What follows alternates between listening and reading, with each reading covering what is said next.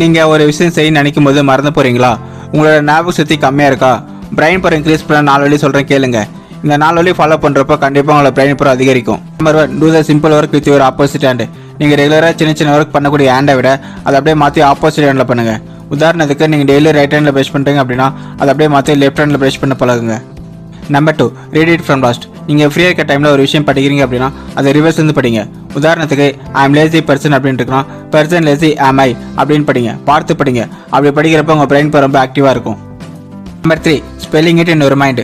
ஒரு வேர்டை சொல்லி பார்க்குறது, அதை சாதாரணமாக சொல்லக்கூடாது. ஒரு ஸ்பெல்லிங்கை ரிவர்ஸ்லேருந்து சொல்லணும். உதாரணத்துக்கு WORD வேர்ட் அப்படின்னு இருக்குன்னா DROW அப்படின்னு படிக்கணும். இந்த மாதிரி நிறைய வேர்டை சொல்லி பழகுங்க. Number 4, reverse count and spelling. நீங்கள் ஒரு குறிப்பிட்ட நம்பர்ஸை வச்சு ரிவர்ஸ் வந்து சொல்லணும். உதாரணத்துக்கு 1 to 10 அப்படின்னு இருக்குன்னா 10, 9, அது மட்டும் இல்லாமல் TN10, NIN9 இந்த மாதிரி வேர்டாகவும் சொல்லணும்.